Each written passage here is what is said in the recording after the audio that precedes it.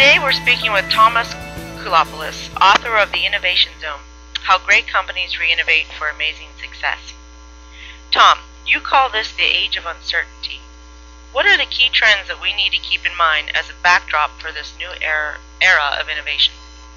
That's a great way to start, Mila. I think that uncertainty today seems to be prevalent in virtually every aspect of our lives, from our professional lives, the economy certainly, the war on terrorism.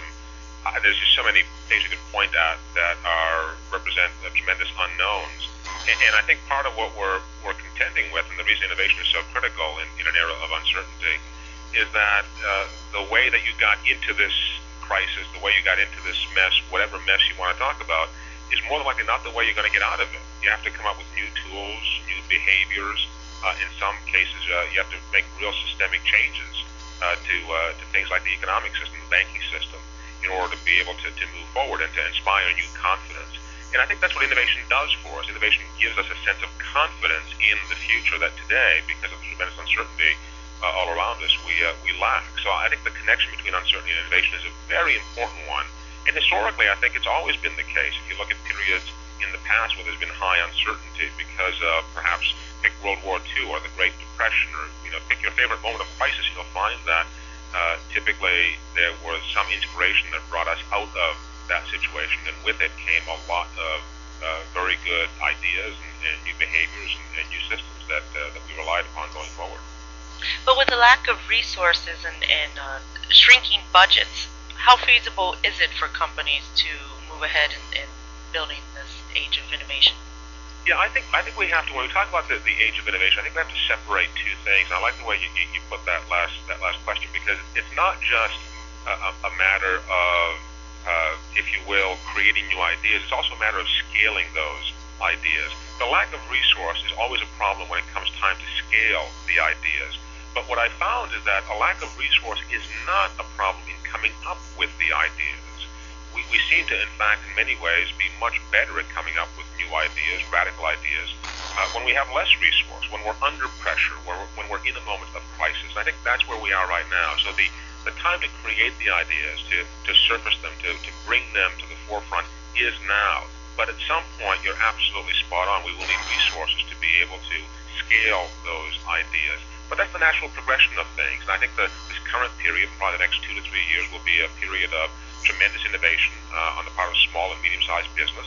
Large corporations will continue to be conservative, but that will cycle back. And when it does, the large corporate ability to scale ideas will meet the small and medium-sized business' ability to create ideas, and that's when you see real economic growth, real prosperity. So that's my sense of the way things are going to play out.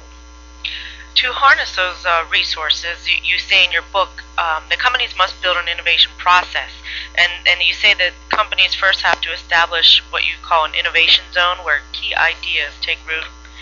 Can you talk about the success factors that go into building an innovation capability? Yeah, and there really are some cornerstones when it comes to how you do this. And they're cornerstones that come not from my dogma, but from my actually seeing how this has been done in many large organizations. And here I focus on large organizations because small companies tend to have an intuitive sense for how to go about innovation, but that intuition dims over time. It seems to get diluted and eventually it evaporates as the company grows. So when you look at large companies, there are some keys to success that must be in place if innovation is really going to play a role in that company long term. The first and foremost, is leadership that makes a very visible commitment, articulates a commitment to innovation, and incentivizes innovation somehow. So in the book, I talk about 3M and their 20% rule, which basically says that employees can dedicate 20% of their time to activities that are non-core, not part of their current job function.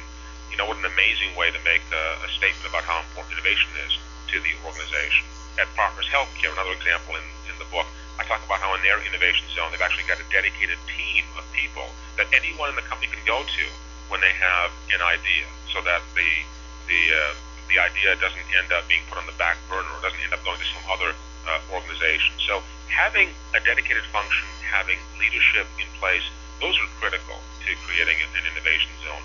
Beyond that, it really becomes a matter of persistence. Unfortunately, I think a lot of people, especially in larger organizations, just don't believe that their idea will be treated fairly. So they hold it tightly. They sometimes don't divulge it because they're concerned that it might be co-opted. So it takes time to build trust, and you simply can't turn the key on trust overnight. It takes a while to create a sense in the organization that the innovation zone will treat the idea fairly, will not take it over, will not abscond with it or co-opt it somehow. But if you have those three elements in place, good leadership, a place that you can go to with the idea where you have a dedicated team that will look at it and evaluate it, and an element of trust, I think you have the foundation for an innovation zone. And that's what I've seen in a lot of companies that do this and do it well. Can you offer any examples of companies who do a good job of fostering the employee ideas so that employees don't hold on to them tightly? It's, there are many more, so let's start this answer by saying there are many more companies that unfortunately do not do that, especially when we talk about large corporates. And it's not because there's malice intended, it's because there's no process in place. And this is the point I make in the book. No one's malicious about this. It's not that people want to destroy good ideas. It's that without a process, budget will take precedence. Without a process, I have a day job. I'm not going to give this to someone else to work on it because everyone else has their day job as well. So when I look at the companies that are doing it well, there are a few that are familiar to folks that do stand out. Apple is one that I talk about extensively in the book and focus a lot on because it's such a contemporary role model for how innovation happens. But one of the best companies, and it happens to be here in the Northeast where I'm located, is Partners Healthcare, which is a group of hospitals that merged about a decade or so ago to form a network of hospitals. And the biggest challenge they had was bringing IP to the surface from doctors, from clinicians, from nurses, from all sorts of healthcare workers.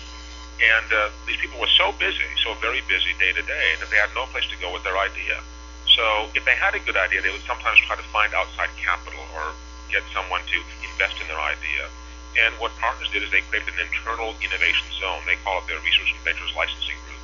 And within that innovation zone, they have 100 people who are dedicated. They're lawyers, accountants, even venture capitalists that are dedicated to building these ideas. And they constantly go through hundreds and hundreds of submissions.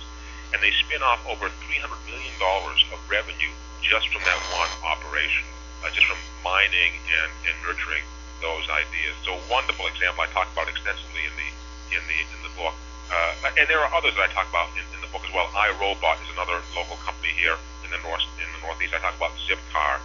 But unfortunately, the examples are not as abundant as I would like them to be, and maybe the current crisis will sort of force us to rethink how we create that culture of innovation in large organizations, because by and large, I think it's lacking. I agree, and I think largely that stems from, it seems that many companies are focused on the short term. Do you think that affects innovation? It certainly does. The quarter-to-quarter mentality takes a tremendous toll on innovation. Very few really good ideas can prove themselves within the time frame of a quarter or even 2 quarters or a year. They need some investment.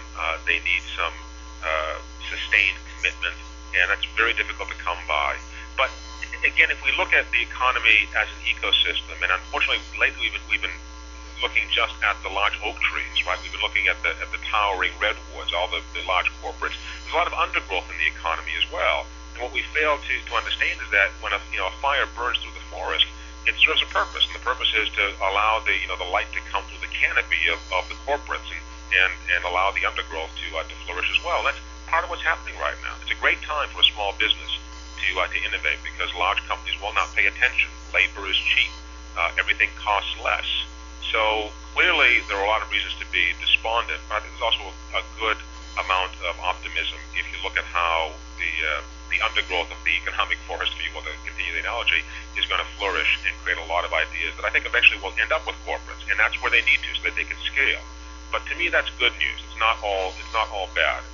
There's a ray of hope here. To learn more about relationship strategy, visit www.one-to-one-media.com.